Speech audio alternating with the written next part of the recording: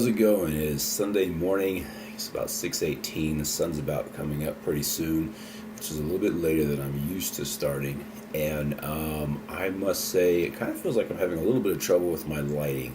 It's not terrible, so I'm looking up at the screen right now. I shall look back at the camera and at my audience. Thank you for joining me. Hopefully your week has been going good. I got beat up. Not physically, but what happened was I was working on a carpentry project, doing some drawers, cabinets, and all that. My hands are tore up. I'm not going to lie. So this reading could be rough. So the book I'm reading from today is called Woven in Time.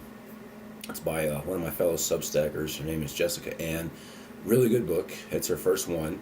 And it's from an advanced reader copy. So normally I would have a physical book in hand, but on this particular occasion I don't, because I wanted to finish up before the book debuted, all that good stuff. But there should be a copy of the book on screen there for you. So, really good book. Basically chronicles the lives of characters from different time periods, which is kind of where, the whole story or title Woven in Time comes from. And it's book 1 of 3, I believe she had said. So book 1.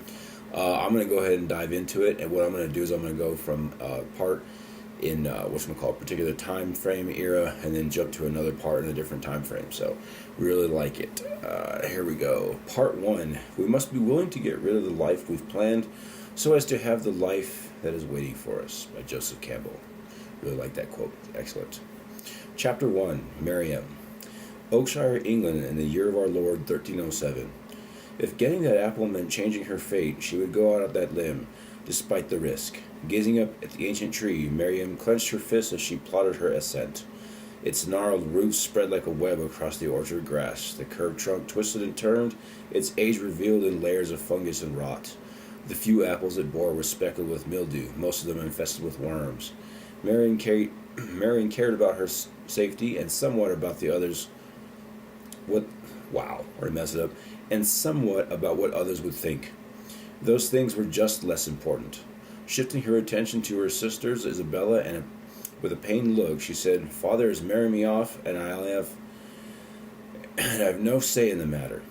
"He meant not what he said," Isabella frowned. "Come, let's walk home and talk it through." "He meant exactly what he said," Miriam retorted, heat raising in her cheeks. She seized the lowest branch as bark crumbled beneath her fingers. "You know this is dangerous," Isabella pleaded, her voice dropping to a whisper. "Village folks say the tree is cursed." That was precisely why Miriam meant to climb it. The tree was rumored to have been placed under a witch's spell centuries ago, and whoever ate from its largest apple would be granted their heart's greatest desire. But such gifts come with a price, as magic often does. Even so, it never stopped the bravest of villagers, most often foolhardy boys, from scaling the tree each year.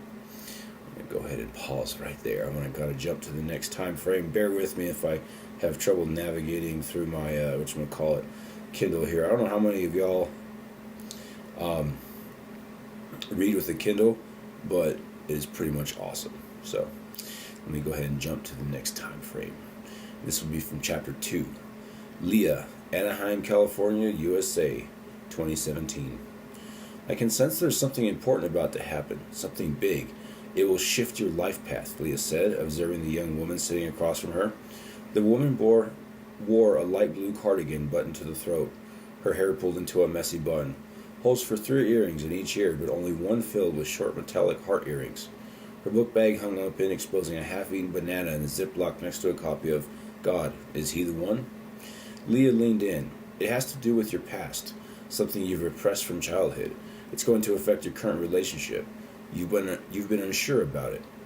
The woman's eyes widened. She bent closer, intrigued. "Can you tell me what's going to happen?" The future isn't fixed. I can only see possibilities."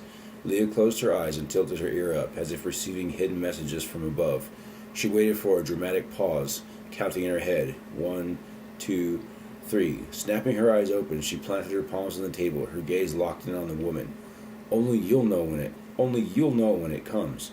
Wait for the pull in your gut that says, "This is it. The answer is already within you." Confusion spread across the woman's face. Her gears turned as the woman searched her mind, and then it came. And then, aha moment, when someone makes a connection where there hadn't been one. Once it happened, Leah had been hooked. The rest was easy. "Oh, I see." A smile slowly spread across the woman's face. You're right. I've been wondering whether my boyfriend's about to propose. Leah listened, but mostly she watched. She studied the woman's facial expressions and movements, making mental notes. People were so unaware, always giving away so much information. However, she noticed things. Knowing how to use her observations was why she was good at the job as a psychic. I mean, it's really a great introduction to a character. I really like that one. I'm gonna go ahead and jump again to another time frame here. Let's see, go ahead here, all that good stuff. Jessica Ann, my buddy, I have trouble pronouncing this name. I am terrible with names and how they're written. This is from chapter 3. I'm just going to call her Kara because the way it's spelled, I would show you, but the focus on my camera is going to go all wonky. But this is probably one of my favorite parts of the storyline, this particular character. I cannot pronounce the name. It's a really cool name. I'm going to just call her Kara. Hope I don't mess it up. Sector 1, New Satoria, 2307 CE. Kara stepped out of the main transit tube. The clink of the sanitized metal beneath each footfall reverberated around her. She was alone except for the ever-present hum of the news echoing through the corridor. Seamless windows curved up to meet the long ceiling's artificial lights, occasionally interrupted by maintenance hatches or elevators leading to one of 50 other tube levels. Every 10 minutes on the dot, a silent rail car floated effortlessly on its magnetic strip. That evening, she chose to walk home. Not necessarily because she wanted to, but because her stomach felt uneasy, and walking always made her feel better, calmer, more in control. This was on top of the 5 neuro credits she'd purchased and taken earlier in the day, but they never seemed to help with her gut, only with her mind's anxiety. The Ceremola Corporation had just promoted her to head marketing analyst. At 27, she was the youngest person ever to hold a position, and in the country, maybe even in history. At least that she knew of. While Kara would never admit to it out loud because she told herself she was a badass at everything she did, this new assignment unnerved her. As the country's elected corporation, Samela shared its building complex with the new Satorian government. Nearly every day since her official assignment, there were 10 years ago, and she'd gotten off work at 5:30 p.m., boarded rail 87, and called her grandma on the way home. New Satoria encouraged all citizens to stick to a daily routine, taking the rails whenever possible. Yet another thing